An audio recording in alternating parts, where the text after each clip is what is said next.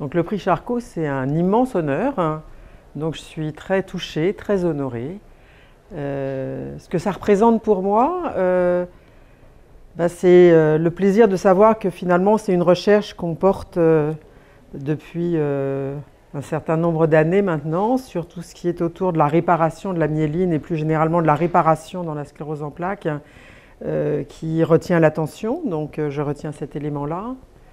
Ce que ça signifie aussi, c'est que ce champ de recherche, puisqu'il est reconnu, voilà, ça veut dire qu'il y a eu beaucoup de progrès au cours de ces 20 dernières années et qu'on est passé de recherche clinique dans des modèles de culture à des recherches précliniques, je veux dire, dans des modèles de culture, ensuite des recherches précliniques dans des modèles expérimentaux. On arrive maintenant au domaine de la translation chez l'homme et donc à des essais thérapeutiques chez l'homme qui ciblent la réparation de la myéline. Donc ça veut dire qu'il y a eu quand même un grand trajet qui a été fait. On est encore loin de la fin du voyage parce que tous ces essais de remyélinisation qui commencent, c'est encore trop tôt pour savoir si ça marche. Mais c'est quand même une nouvelle voie qui est très excitante. Oui. Ça, c'est une question difficile. On est fiers un peu de toutes ces recherches parce que c'est comme ses enfants. Mais je ne sais pas, je dirais comme ça un peu ex abrupto que ce qu'on a montré il y a très longtemps avec Bruno Stankov sur le rôle de l'activité électrique sur la remyélinisation, qui a conduit ensuite à plein de travaux de recherche dans d'autres groupes dans le monde et qui va maintenant continuer avec un essai clinique soutenu par l'ARCEP qui va évaluer l'effet de la stimulation électrique sur la remyélinisation dans le nerf optique.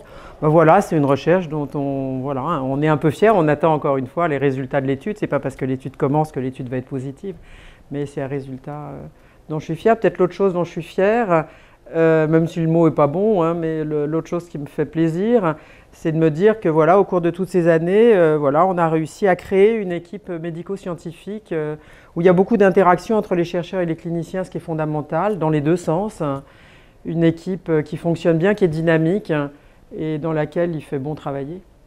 Eh bien, il y a encore beaucoup à faire. On a fait beaucoup de progrès, on le sait, on l'a dit, redit, etc. Le développement des immunothérapies, ça a été un progrès fantastique quand même dans la prise en charge des patients atteints de sclérose en plaques. Il y a moins d'inflammation, donc il y a moins de poussées. Voilà. On se heurte actuellement encore à un mur, à une difficulté qui n'est vraiment pas franchie. C'est comment faire pour empêcher la progression du handicap dans les formes progressives de la maladie, que ce soit les formes secondairement progressives ou les formes progressives d'emblée. Donc là, je dirais que tout reste à faire. Il y a beaucoup de recherches actuellement, mais pour le moment, on est vraiment au tout début de cette dissection en fait, des mécanismes cellulaires et moléculaires qui sous-tendent en fait, cette aggravation. Donc je dirais que les progrès dans les 10 ou 20 prochaines années, ça devrait être centré sur prévenir l'accumulation du handicap dans les formes notamment progressives de la maladie. Donc ça veut dire mieux comprendre ce qui se passe dans ces formes progressives, qu'est-ce qui fait qu'on passe d'une forme rémitante à une forme progressive. Ça veut dire aussi, si on comprend mieux les mécanismes, développer des cibles thérapeutiques, les identifier, et puis développer des traitements qui permettent de prévenir ce handicap. Et je dirais que voilà, c'est peut-être, on verra, c'est l'avenir qui nous le dira, mais c'est peut-être une recherche qui, certes, cible en premier lieu la sclérose en plaques, mais qui est peut-être plus large en fait dans d'autres maladies où il y a de la neurodégénérescence. La sclérose en plaques, c'est une maladie qui peut conduire à de la neurodégénérescence, mais il y a toutes les autres maladies neurodégénératives, qu'il s'agisse de la maladie de Parkinson, de la maladie d'Alzheimer, de la sclérose latérale amyotrophique, qui peut-être pourront bénéficier des recherches qui sont faites dans le domaine de la sclérose en plaques.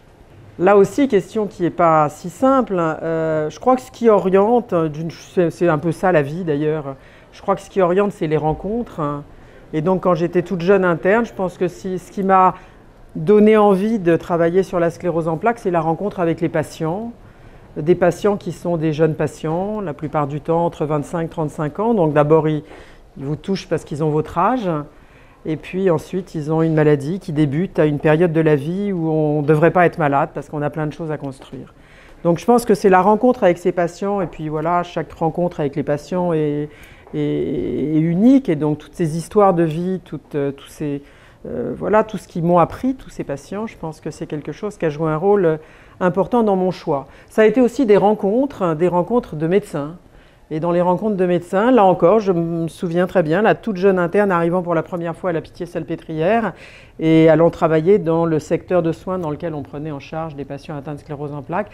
J'ai rencontré deux personnes. J'ai rencontré Étienne Roulet, qui était mon chef de clinique, hein, qui a été ensuite chef de service à l'hôpital Saint-Antoine, pour lequel j'avais une grande estime et une grande affection, qui est mort prématurément malheureusement, et qui a certainement joué un rôle important dans mon choix. Et puis il y avait aussi ce personnage fantasque et si chaleureux et sympathique de René Marteau, voilà, qui aussi a joué un rôle important dans mon choix parce que voilà, il donnait une dimension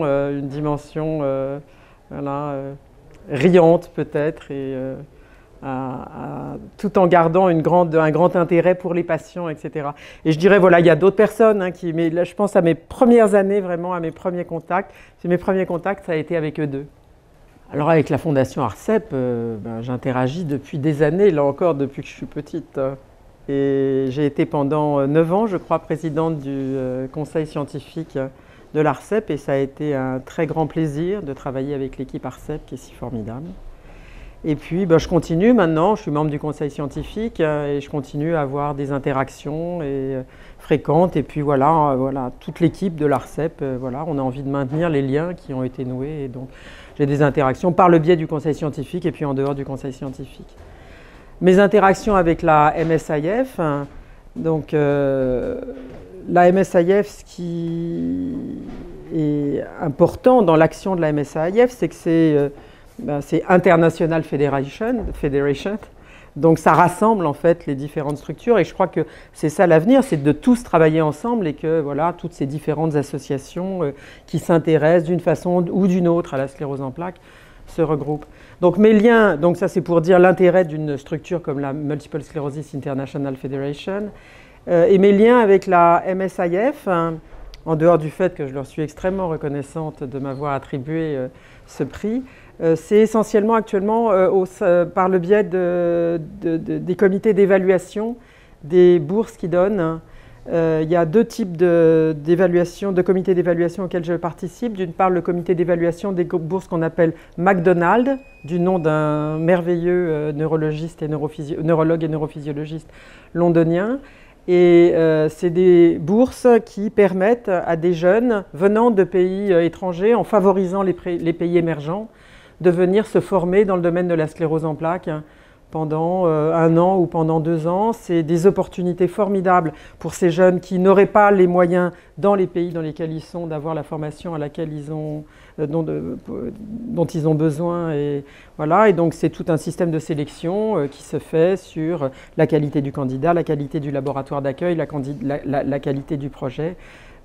Voilà, et je pense que ces jeunes, après, parce que je vais aussi régulièrement aux réunions des alumni, voilà, de la MSIF, et on voit après ce qu'ils sont devenus, ce qu'ils ont monté dans le pays dans lequel ils sont revenus, et c'est vrai que voilà, ça fait plaisir. Et puis l'autre comité d'évaluation, mais qui est très lié, en fait, c'est les bourses Jacqueline Dupré. Et voilà, les bourses de Jacqueline Dupré aussi, c'est pour permettre sur des temps plus courts, en fait, à des jeunes qui viennent de pays plutôt émergents aussi, de développer des collaborations. Donc c'est par ces biais-là, et encore une fois, j'ai beaucoup d'admiration pour ce que fait la MSIF, parce qu'elle rassemble, elle construit et elle fait avancer la recherche sur la sclérose en plaques. Je viens de le dire finalement, oui, elles sont indispensables parce que tout seul on ne peut pas travailler et on a besoin de travailler ensemble. Et ensemble on travaille mieux, on travaille plus vite et on est plus fort. Donc oui, bien sûr, on a besoin de ces structures qui rassemblent pour avancer ensemble.